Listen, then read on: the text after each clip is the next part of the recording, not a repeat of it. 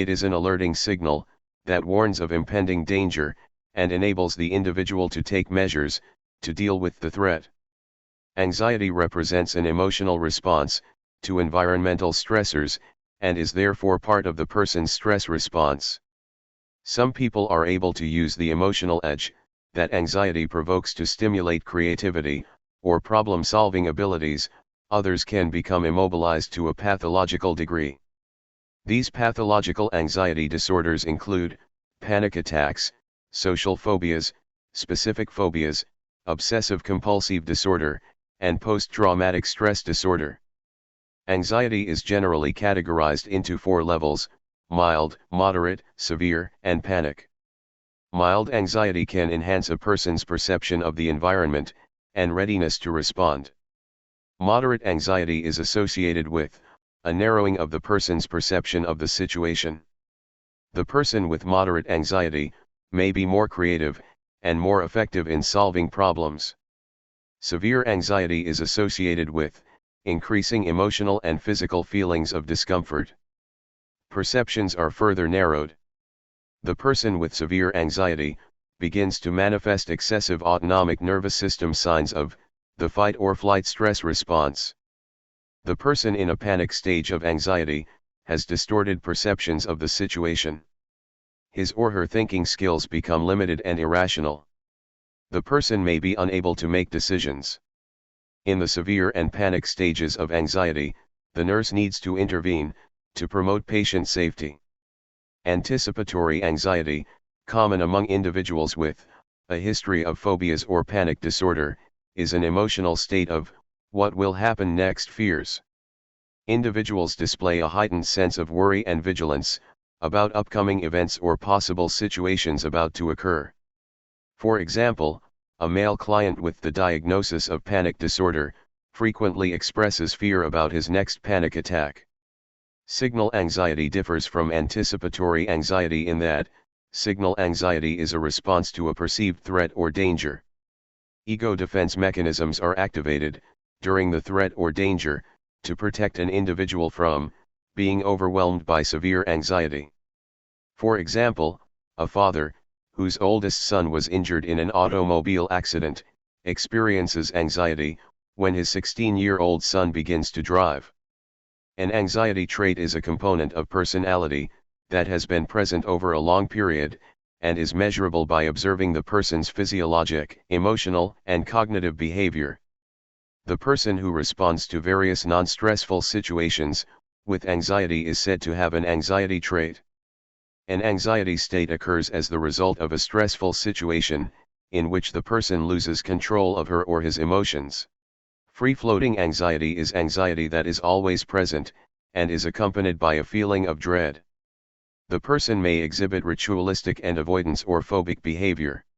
Definition: anxiety. Vague, uneasy feeling of discomfort or dread, accompanied by an autonomic response. The source often nonspecific or unknown to the individual. A feeling of apprehension caused by anticipation of danger. The term anxiety is used to describe feelings of uncertainty, uneasiness, apprehension, or tension that a person experiences in response to an unknown object or situation. Changes in or threats to economic status, environment, health status, interaction patterns, interpersonal relationships, role function or status, self-concept. Rational or situational crises. Stress. Substance abuse. Unconscious conflict about essential life goals or values. Unmet needs. Exposure to toxin. Interpersonal contagion. Threat of death. Self-concept, interaction patterns, or health status occurring with surgery. Biologic integrity and loss of control. Assessment, subjective and objective data. Physiologic symptoms. Elevated pulse, blood pressure, and respiration. Dyspnea or hyperventilation. Diaphoresis. Vertigo or lightheadedness. Blurred vision. Anorexia, nausea, and vomiting. Frequency of urination. Headache. Insomnia or sleep disturbance. Weakness or muscle tension.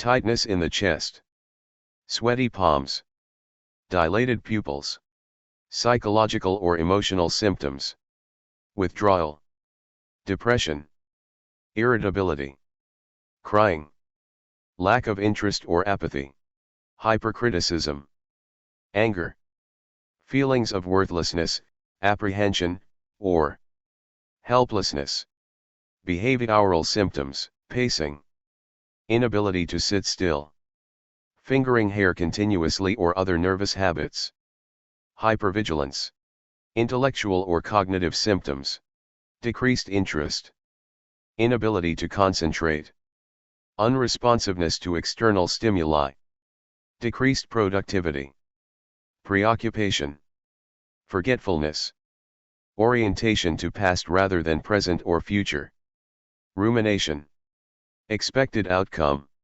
The client will identify and verbalize symptoms of anxiety. Identify, verbalize, and demonstrate techniques to control anxiety. Verbalize absence of or decrease in subjective distress. Have vital signs that reflect baseline or decreased sympathetic stimulation. Have posture, facial expressions, gestures, and activity levels that reflect decreased distress. The client will demonstrate improved concentration and accuracy of thoughts. Demonstrate return of basic problem-solving skills. Demonstrate increased external focus.